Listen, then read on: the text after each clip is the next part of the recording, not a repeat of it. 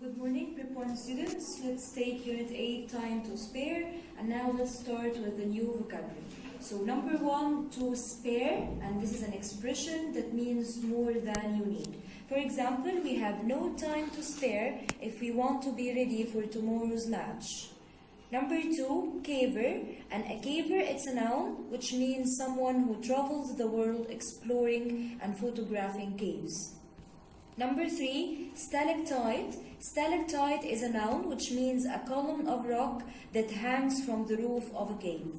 Number 4, capture, and capture is a verb that means to catch someone or something.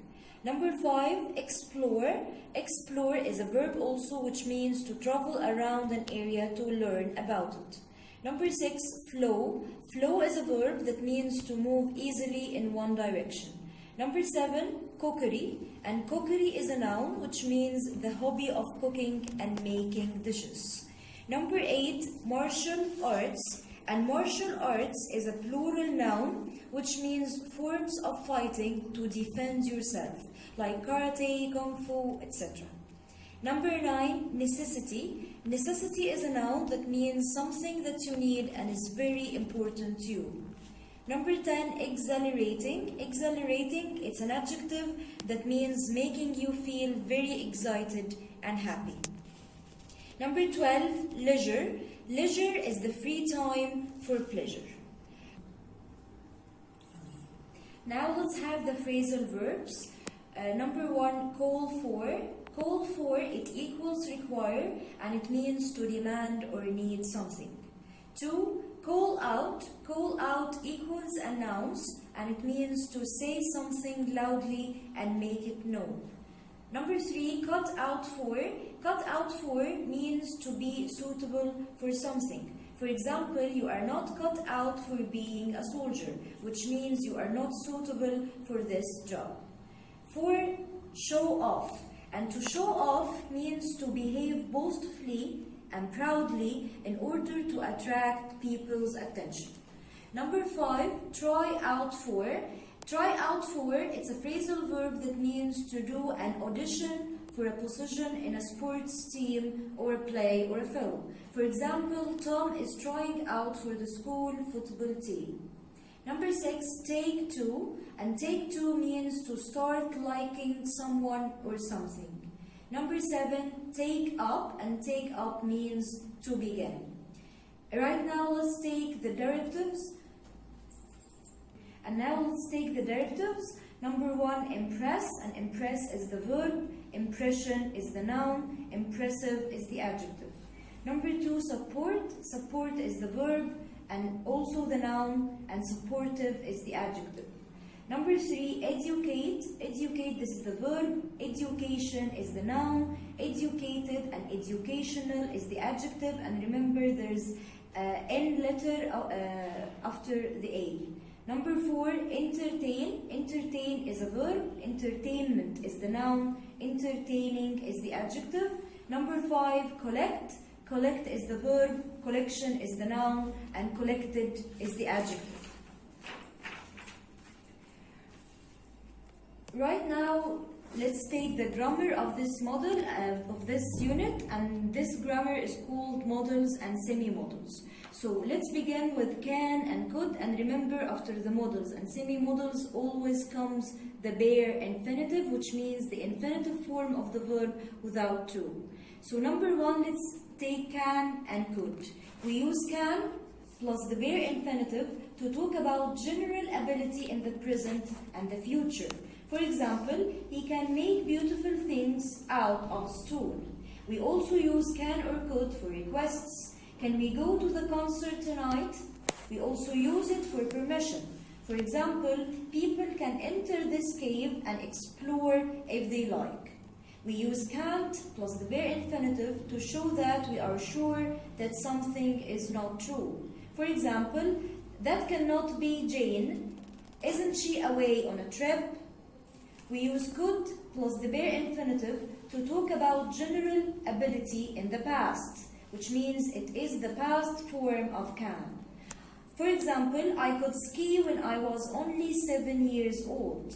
So this means that he could do this while he was 7 years old, which means in the past. We use it also to talk about possibility. For example, we could go sailing if the wind went down by tomorrow. We use it also for polite requests. For example, could you please give me that magazine? We use it also to make suggestions. For example, we could go to the cinema. Number 2, we use may or might plus the pair infinitive to talk about possibility in the future. I may take up painting as a hobby next month. We use it also for polite requests. May we borrow your camera? We use it also for polite permission. For example, you may ask me any question you like. We use might plus the bare infinitive to talk about possibility in the future. For example, Sue might decide to join a gym soon, as might is the past tense of may. Number 3, must. We use must plus the bare infinitive to say that something is necessary. For example, I must be home at 7 o'clock at the latest. We use must to talk about obligations.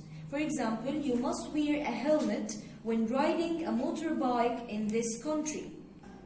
We use must also to show that we are sure that something is true.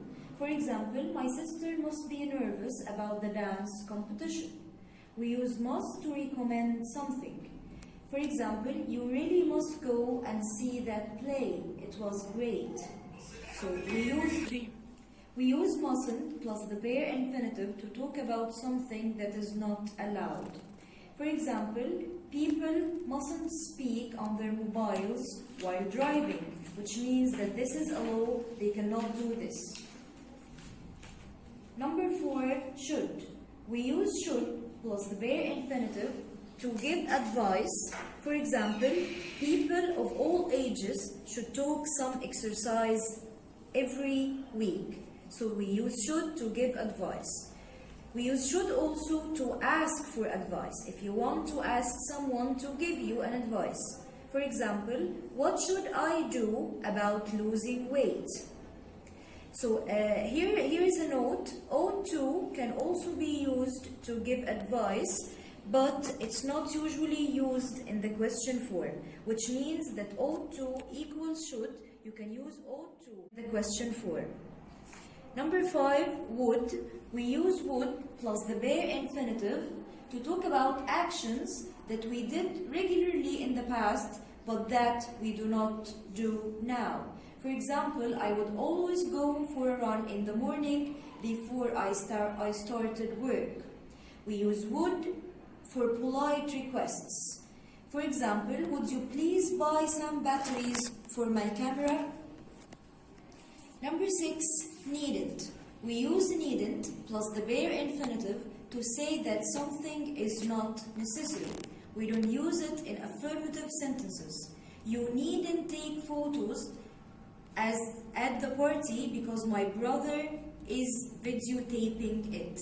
Which means that we use needn't only in the negative sentences. We don't use it in the affirmative sentences because it gives us the meaning of the negative. Here's a note. We can also use need as an ordinary verb. It has affirmative, negative, and question forms, and it's usually used in the present simple and the past simple. It's followed by a full infinitive. For example, Mary needs to find a new hobby. Or the twins didn't need to walk to the cinema because their mom took them in the car. And did he need to pay to join the chess club? Number 7, be able to. We use be able to talk about ability. For example, I will be able to play the guitar tonight. Or we use it to a specific ability in the past.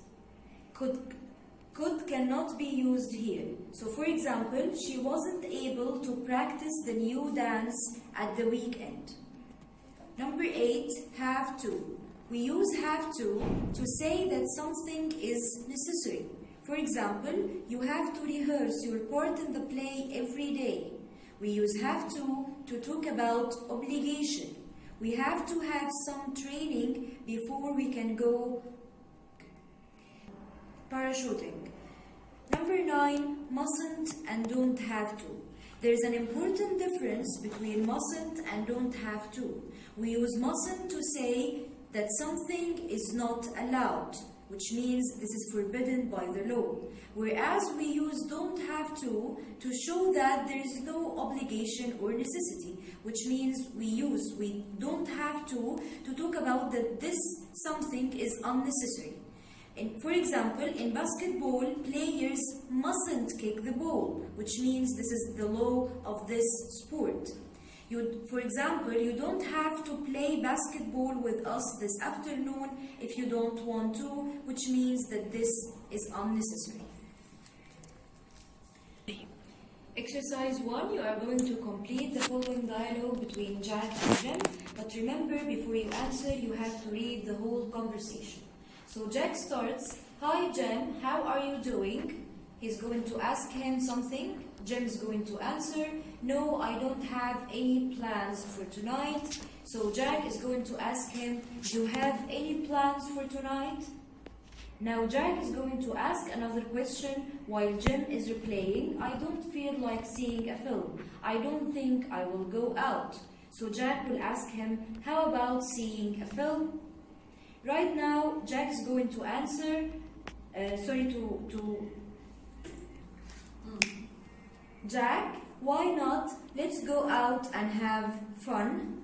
Jim will ask, and Jack will answer, "Okay, I will rent a DVD and come over." So Jim will ask him, "Will you rent a DVD?" So the last thing, Jim answers, "Sure, I'll make some popcorn and you bring some fresh juice with you." So Jack is going to ask, "Shall we have something to eat?" Exercise 2, choose the correct answer. Number 1, his new film is fun and for people of all ages. Educational, scary, entertaining, or boring. So the correct answer is entertaining. Are you really going to try out for the main role in the school play? So we are going to choose try. Number 3, Joey, stop showing off.